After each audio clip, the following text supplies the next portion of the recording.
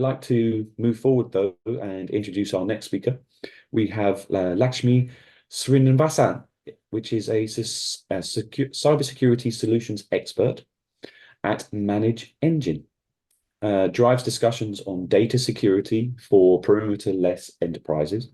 Her enterprise spans data governance, which we've obviously talked about, but we need to learn a lot of it more. User and entity behavior, which is obviously very, very interesting because we can go through the analytics of those particular advanced solutions like XDR and DSPM. Hopefully, you can explain to us what those acronyms are.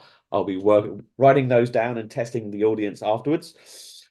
We understand also that you have a commitment to staying ahead of emerging cyber threats. So I just finished the last conversation with our previous speaker about proactiveness. So hopefully that's something that you're going to deep dive into.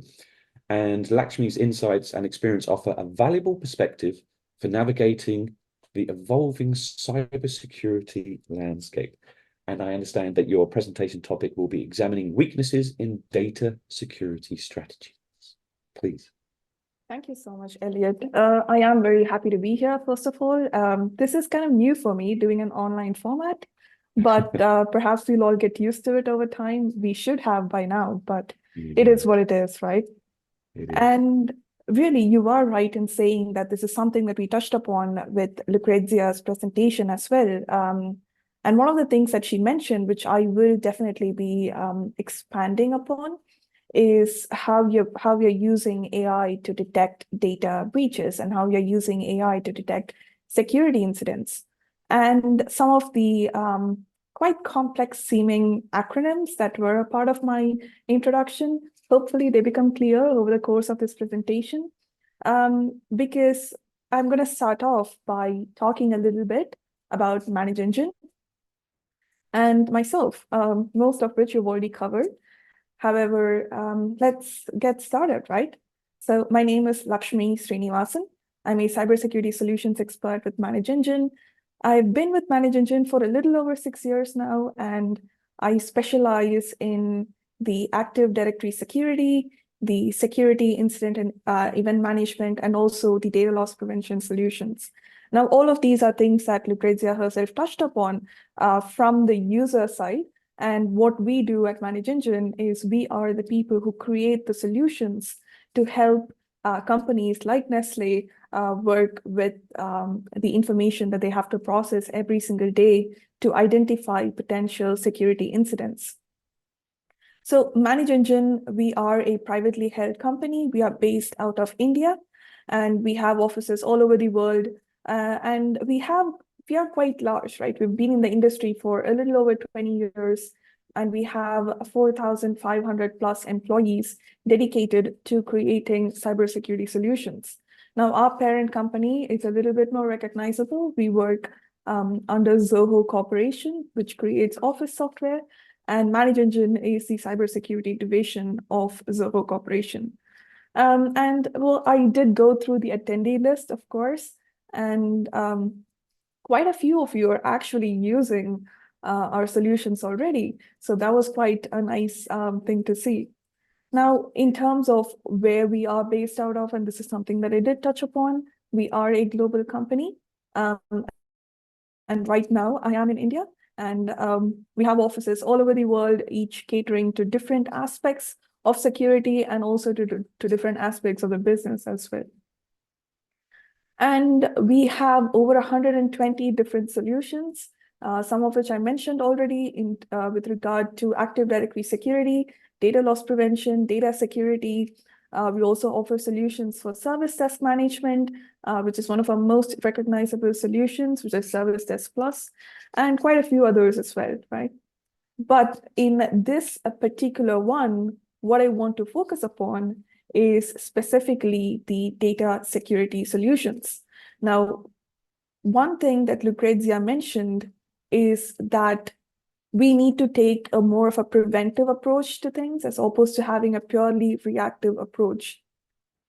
And one thing that I always talk about when I do these presentations is try to get everyone to accept that even though we might be a part of different industries, different verticals, different locations, different countries, different types of job roles, one thing that truly unites us is that we are all in requirement of data security solutions. And I'll tell you the reason why as well. So with ManageEngine, what we wanted to focus on was that data security is often seen as a little bit of an afterthought, right? Sure, we talk about it as SIM, we talk about it as DLP. And what most companies do not recognize is that there is so much of groundwork that has to go into these things well in advance of even reaching data loss prevention. And so we created a solution that is built around securing, not just securing, but also identifying sensitive information and securing it across its different states. And what I mean by that is data can exist in 3 different states. It could be at rest, where it is not being used by people. It could be in use, where it is currently being accessed, read, changed, modified by people. And the third state is data in motion. And that is when users transfer information through email, through USB drives, and whatnot.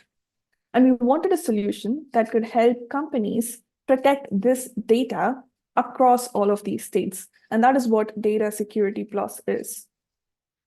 And the reason why I said that data security is pertinent to every company is, well, it's quite simple, really. This is a little bit of a no-brainer.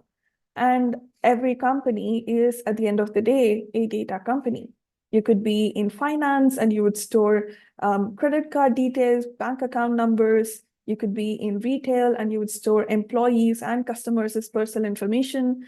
You could be in construction and you could store patent information or details of ongoing constructions, or you could be in any other sort of industry.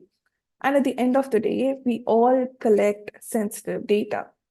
And because we collect and store this highly sensitive information, the responsibility also falls on us to protect that information as well. And when we think about protecting something, we should also understand that we cannot protect something when we don't know that we store it in the first place. And this is one of the biggest issues that companies all over the world are facing right now. And studies have proven this as well, that not everyone is aware of what type of sensitive information they store at all. And even more than that, they also don't know where they store it, even if they know on some level that they do store sensitive information. What issues these brings up is that when you don't know what you store and where you store it, you really cannot effectively protect it in any way, shape, or form.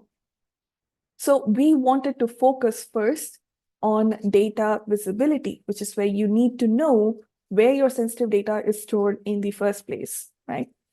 And this is something that we try to drive home to customers, to prospects, to really everyone, that visibility is always, always the first step to protecting sensitive data. So let's try to take a little bit of a shift here, right? And think about what happens if we do not have visibility into our sensitive information. We already know that we definitely store it. So let's look into a few instances where companies did not have a clear idea of what they store and how that impacted them, right? So the first one is a classic case of unregulated data management by Morgan Stanley. This happened between 2016 and 2019. And in both of these cases, they accidentally exposed the personally identifiable information of about 15 million clients. And this was an easily avoidable incident too, because the cause for this was a failure to properly delete information from a storage disk that was already decommissioned.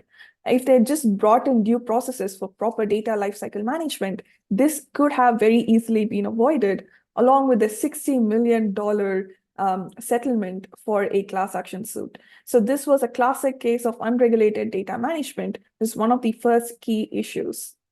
The second, of course, is non-compliance. Now, this is something that Lucrezia did touch upon as well, where there are a lot of regulations that are being passed. They could be related to the location where you are, or they could be related to your industry.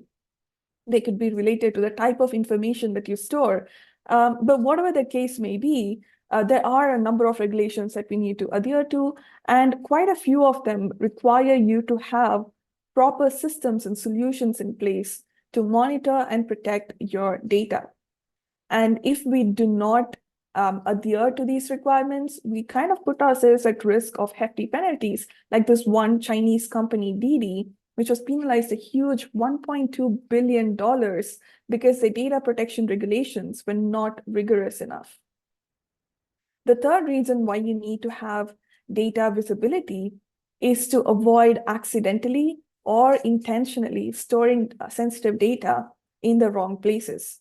Now, this could be something as dangerous as having a file containing PII in an open access share where it is accessible by everyone in the company, or it could be something like someone who requires access to sensitive information to do their job and simply does not have access to it, in which case it would affect the productivity of the company. So one thing that we always need to take note of is who has access to sensitive information and whether they actually require that access or not. And if we do not stay on top of this, this can happen where the personal information of 191 million American voters was stored in a public database, right?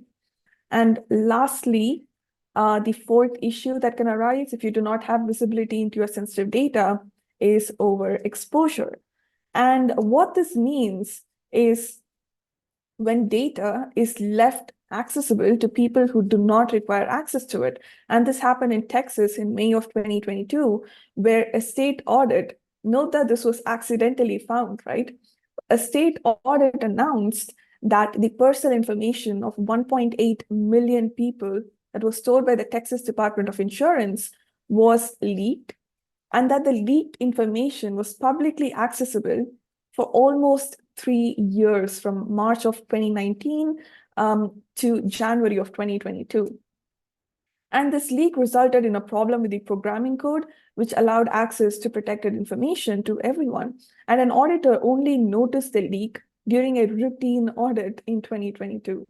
Of course, this also builds a case for keeping an eye on what sensitive information you store wherever it is quite regularly or as often as possible. So to avoid these issues, we need to gain visibility into our data source, specifically the data that is most important to your business.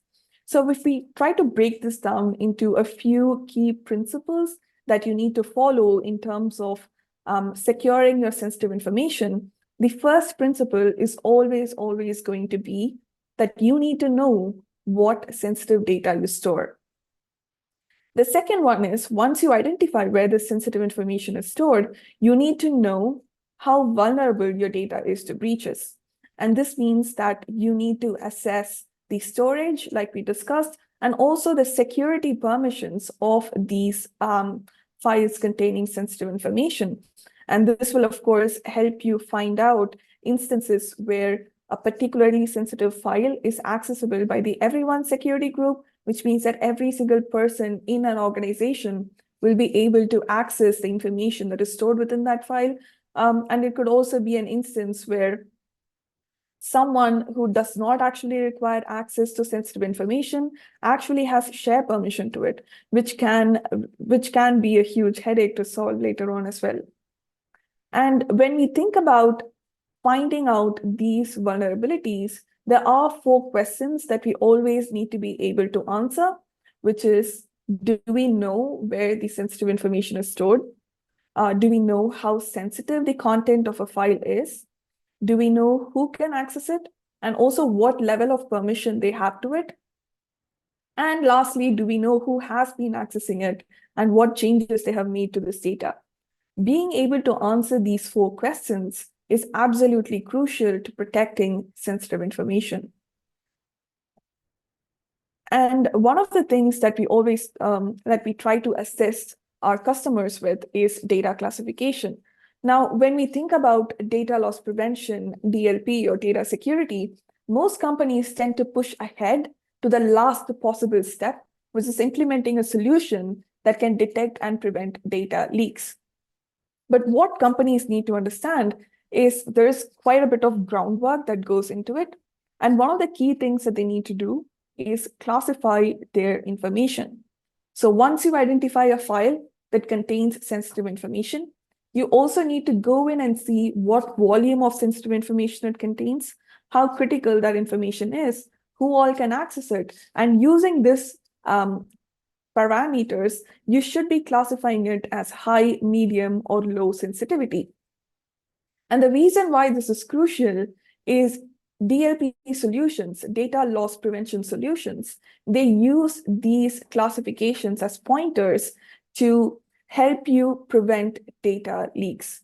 Now, we were talking a little bit about how AI can potentially help with preventing data breaches, right? So one thing that we can do with ManageEngine is if you have someone who's attaching a sensitive file to an email, for example, then you can block that email from being sent out because that becomes an unusual action that should not be allowed within your network, right? So these are a couple of applications that we are seeing in real time in the real world right now. So principle 1 and 2, we are done with. And the third one is that you need to know what you can and cannot do with various data classes. These are, of course, the high, medium, and low sensitivity levels that we were just talking about. And again, like I mentioned, one of the key applications that we see is in preventing data leaks via email. Another thing that we can also do with this is prevent users from uploading sensitive files to their personal Google Drives, for example, from within the company network. So these are all a few applications that we are seeing. And the way we detect these, right, the only way that we can find out when these anomalous activities occur is if we are already monitoring how users are accessing and changing sensitive information. So when we say that we built a data security solution from the ground up, we knew that these were all the different capabilities that it would need to have to make sure that it is a well-rounded solution that can identify sensitive information, analyze it, and also monitor how it is used. So how we monitor it is by retaining an audit trail of all the users who have made any change across your files. And having this information on hand is required for a few different reasons. Of course, it is required for compliance reporting. And a part of it is actually named by the PCI DSS, for example, that you need to have a file integrity monitoring solution in place. And having all of that together is critical to help you identify potential attacks, whether it is ransomware, whether it is insider attacks, or any other high-risk accidental file activities as well. And having this information stored within your solution means that in case, despite all of this, if you do experience a data breach, you can use this information to find out exactly what has happened, which systems and which users were compromised, and also put everything back together a little bit more safely so you can prevent it from happening again as well. The next principle is when we talk about data loss prevention, right, and the solutions that help you with it, they usually come built in with a few policies to protect your sensitive information. But what companies seem to not like about this part is every organization is unique. The type of information we store is unique. The type of the ways users access this information is unique. And that means that depending on our use cases, we should be customizing these data loss prevention policies, right? There is absolutely no one size fits all. And this is not a test that we can copy off of because the questions are all different. So just to put all of this information together on one slide, what we wanted to do to achieve data loss prevention is start off with discovering sensitive data and audit file changes in this sensitive information so you can monitor your sensitive files in particular. And by using file auditing and detecting data leaks together, you can enable rapid threat detection and response. And by using data discovery and also data leak detection, you can enforce content-aware security. What this means is, even though we all want to, You cannot secure every single file. You cannot treat all data equally.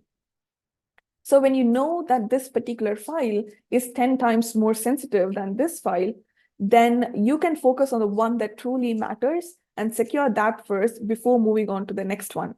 And you need all of these capabilities together to achieve true data loss prevention. So when we put that into perspective as a process that you can follow, you have to start off by locating the data that is critical to you. You have to classify your data to make it easier to identify. You have to analyze it in terms of the storage and the security aspects to assess whether it is as well secured as it has to be. The fourth step would be to monitor who is accessing all of this sensitive information. And the fifth step is to protect this sensitive information against data leaks and misuse. Now, this seems quite simple, right? It is a very linear looking process. But the reality is that data is never stagnant. It is never the same between 2 different days. It keeps changing as users keep accessing it, they add to it, they modify it, they delete from it. And that means that this process should actually be continuous. And this is going to be the last and one of the most critical principles that you need to keep doing it over and over again. You cannot do it once and not do it again for the next 3 years. As your data keeps changing, you should keep updating your information about that data as well. So data security has to be treated as a continuous process that keeps going on and on.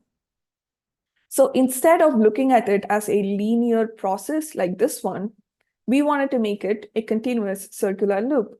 So what we do with ManageEngine is we help you identify and classify your sensitive information. We analyze the meta details of this file, which is data about that data, and tell you who can access it, where it is stored, who owns this particular information, and also whether they require that particular access to it. And also, if there are duplicate copies of the same sensitive file, or if there is sensitive information that has not been accessed in the last 10 years and is no longer relevant, then we can actually point that out for you and tell you that you can probably delete this and free up your disk space. And the way we can tell if it hasn't been accessed in a while is we have a built-in file auditing component. And this is what we were talking about always monitoring who is making what change to your files, when they made it, what type of change was made, and when it was made as well. So by using this information, you can report for compliance audits, and you can also identify attacks like ransomware and insider threats as well. And with all of this information, that is when you can actually achieve data loss prevention. And the way we do this is we monitor activities across endpoint machines. We detect indicators of data exfiltration, and we also provide built-in policies that need to be customized by you to control how your employees and how your users access sensitive information, and also how they transfer it outside the network as well. So we can monitor emails, USB drives, web applications, web upload and download actions, and also transfers between different endpoint machines. And the cloud upload and download monitoring aspect of it comes from the cloud protection component, which can also help you identify when users are accessing web applications that are unsafe for your organization. One of the things that we've already covered during today has been about how phishing is on the rise and how it can be used to very, very easily take over entire domains, right? So the way we help with that is we get information from threat analytics and threat feeds that can tell you that this website that your users are attempting to access has a very, very low reputation score, which means that it can potentially be a phishing website. It can potentially be a website that hosts ransomware, which can intrude into your network, and you block your employees from accessing such websites. So altogether, we help you secure your data across its 3 states, whether it is at rest, in use, or in motion. With that, I have come to the end of the session. Thank you so much, everyone, for your time. And if you have any questions, I will do my best to answer them. Lakshmi, thank you very much. There are questions. I have many myself, if I'm truly honest. Fantastic presentation there. Thank you very much. Cybersecurity solutions expert, we can see you certainly are. One of the questions that has been posed is how can organizations identify and prioritize the most critical vulnerabilities in their data security infrastructure? Now, an add-on to that would be how often would they need to update to monitor for additional critical vulnerabilities? Back in the day, obviously, you had all of these companies dealing with the antivirus, always has to be updated. So my question added to this is how often, honestly, how often should we be auditing and updating and analyzing? Yeah, I'm going to answer your second question first. Both of them are great, but your second question actually calls to me, right? So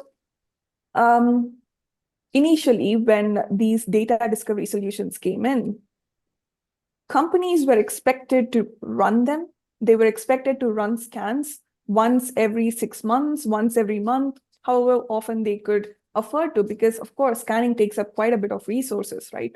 But the way we have advanced it now is because we have the file auditing component, which can tell you when a file has been changed. We run one full scan when we are first installed. And after that, we only scan the files that have been changed. So that drastically reduces the resources that it takes up, and it keeps your information up to date as well. So whenever a file that contains sensitive information has been modified, we rescan it again then and there, and this brings down the resources. This keeps your information about that file up to date as well. So when we talk about how often we should scan it, well, it really stops being a question of a period of time and more about how often your files are changed rather than about the tool scanning your data stores, right? And how do we prioritize this? Now, all the information that I've given you about identifying sensitive information and also analyzing the permissions and storage aspects. So depending on the details that you get here, right, you can classify your sensitive files. This was one of the things that I spoke about, right, about having a high, medium, and low sensitivity classification. And that will really tell you that a file that contains 20 instances of credit card numbers and is also accessible by most of the people in your company is at a very high sensitivity, as opposed to another document that contains one instance of an email ID and is only accessible by the owner of that file. So this contrast is something that you can use to prioritize which files you should be securing first and which files you can wait a little bit for. So you've done the prioritization there. So then it's authorization then, of course. Who decides on authorizations? We've talked about AI and technology. Would you trust technology to create authorizations, or is that always going to be a human effort? One of the questions that was being given to the poll of the attendees today is AI going to take over jobs? Would AI be able to take over such things as authorizations, as an example, accesses, permissions? Okay, I feel personally that AI can be a supplement, but it can never actually take over the entire role of a security analyst, of a security operations center. Those are things that are so incredibly complex. And again, business requirements are completely unique, right? There is never going to be a one-size-fits-all approach to security. And you can never be absolutely certain that just because this person's job role does not say sales manager, that they do not need access to revenue numbers. Marketing might require access to revenue numbers as well. So when we think about it in that case, it really has to be a one-on-one approach for the most part. And that means that while AI can be used to give you information that this person has not used this access that they have for 20 years, it does not mean that you can immediately just take it away. you need to do an investigation further to see why that was granted to them in the first place, and then think about whether they would actually require it in the near future. So it can be a supplement, and it can definitely give you a lot of good information in terms of insights when processing large volumes of information. But you do still require a human being to be able to assess the information that AI gives you and see if that can actually be implemented. Some of the permissions you talked about, access management per se, data classification levels, they have to be generated by humans, of course. They can be monitored, they can be controlled by the technology. And part of the technology other than AI you had in your presentation was cloud. Many organizations are global, so they use a lot of cloud technologies. A lot of companies still prefer to have a lot of their data on-premise. Now, back in the day, there were boxes upon boxes of paperwork stored in filing cabinets, which is no longer the case. In fact, most of these paper storage companies, Data Mountain, Iron Mountain, etc., they're buying up data center space because they're transferring all of that data so it can be put into the cloud. But as organizations grow and expand, whether they're global or not, if they want to access the cloud and they want to store data in the cloud, how secure is it? And also the cost of having the data in the cloud, would it become cost prohibitive? Because I understand that the technology can be used using your classification model. You can teach your data storage or data warehousing to classify the certain data and store it in certain places. But there are different levels of policies in different countries. In India, in the UK, in many different countries, the data must be stored, if it's personal data, within the sovereign of the country itself. It cannot be transmitted outside. But the cloud isn't always limited to and located within one national space. So tell us more about how you can ensure that the data is stored, of course, securely in the cloud. That is a great question. So when I work with customers who use our data security solutions, I have come across, very rarely come across companies that are on a purely on-prem or a purely cloud-based storage environment. It is usually some form of a hybrid, whether it is 30/70 or 60/40, right? Could lean either way. And so when we create solutions to help people secure their data, we look at making sure that they are compatible with both an on-premises environment, a cloud-based environment, or any mixture of the two as well.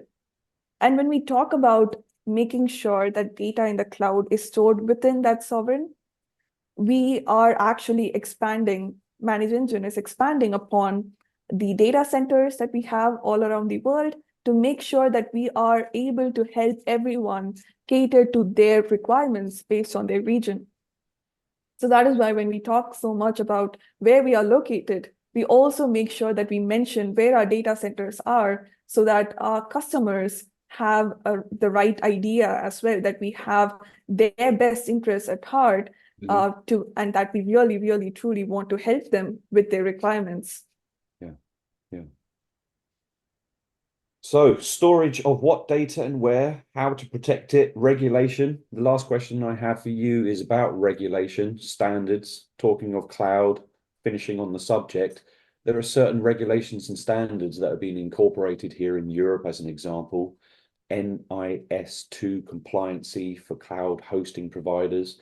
There is a lot of conversation today about data and sharing that data, not just the data of our customers, but also within enterprises, industries, to help us to train AI to share the information about protection for vulnerabilities, etc. Data loss prevention you talked about. Now, you also mentioned at the very beginning, XDR and DSPM. Can you please explain to me what those are?